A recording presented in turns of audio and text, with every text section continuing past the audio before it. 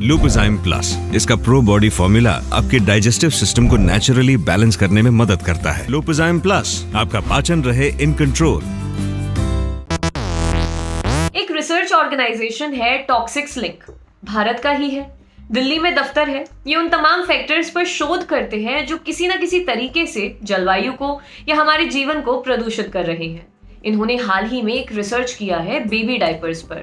इस रिसर्च के मुताबिक बच्चों के डायपर में जहरीले केमिकल्स पाए गए हैं। रिसर्च के मुताबिक बेबी डायपर्स में एक बेहद खतरनाक केमिकल्स के अंश पाए जाते हैं। ये केमिकल है थैलेट्स। चूंकि बच्चे काफी देर तक डायपर पहने रहते हैं, तो इस बात का खतरा रहता है कि ये थैलेट्स रिस्क कर उनकी स्किन के संपर्क में आएंगे।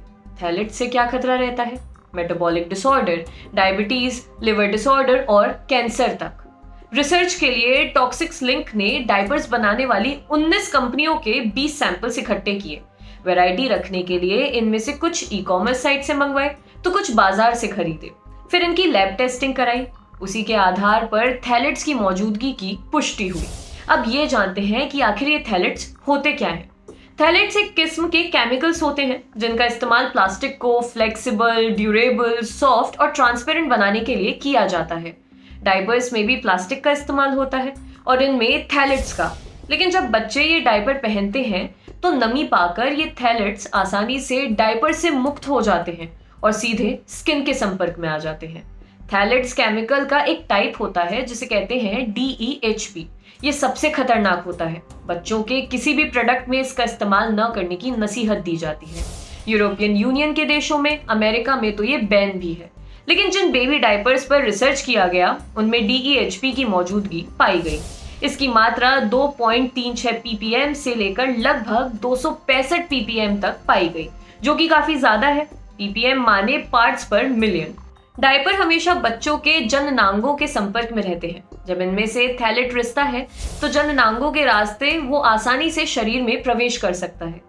रिसर्च में बताया गया है कि थैलेट्स ज्यादा मात्रा में शरीर में जमा हो जाए तो कौन कौन सी बीमारियां हो सकती हैं।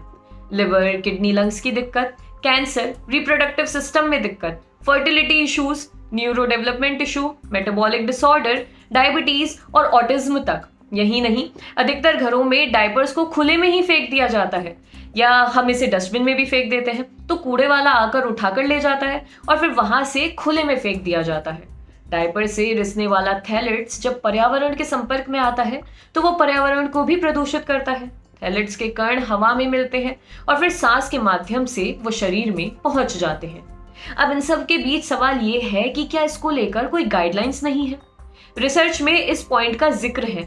जवाब है नहीं, कोई गाइडलाइंस नहीं है। पहली बात तो ये है कि ऐसा नहीं है कि भारत में ही सबसे ज्यादा डायपर्स बनते हैं या सबसे पहले डायपर्स पर इस तरह की रिसर्च हुई है। कई यूरोपियन देशों में डायपर्स पर रिसर्च हुए हैं, लेकिन भारत में जो डायपर मार्केट में है उनमें से कई में DEHP थैलेट्स की मात्रा बाकी देशों से ज्यादा पाई गई। यूरोपियन देशों में इसके इस्तेमाल को लेकर कड़े निर्देश हैं। चीन और साउथ कोरिया जैसे देशों में भी थैलेट्स के इस्तेमाल को रेगुलेट किया जाता है, लेकिन भारत में अब तक ऐसा कोई रेगुलेशन, कोई गाइडलाइंस नहीं है। आपके लिए खबर लिखी थी हमारे साथी अभिषेक ने। अगर आप ये वीडियो फेसबुक पर देख रहे हैं तो हमारे पेज को लाइक करें और यूट्यूब पर देख रहे हैं तो हमारे चैनल को सब्सक्राइब करें। देखते रहिए दी लल्लन टॉप। आपको सेहतमंद बनाने, हेल्थ की दुनिया के सब हाल बताने, आपको आपकी बॉडी के और करीब लाने, एक्सपर्ट्स के जरिए आपकी अवेयरनेस चमकाने, तंदुरुस्त रहना होगा नई लत। देखिए दी लल्लन टॉप पर सेहत, सोमवार से शुक्रवार रोज 12 बजे।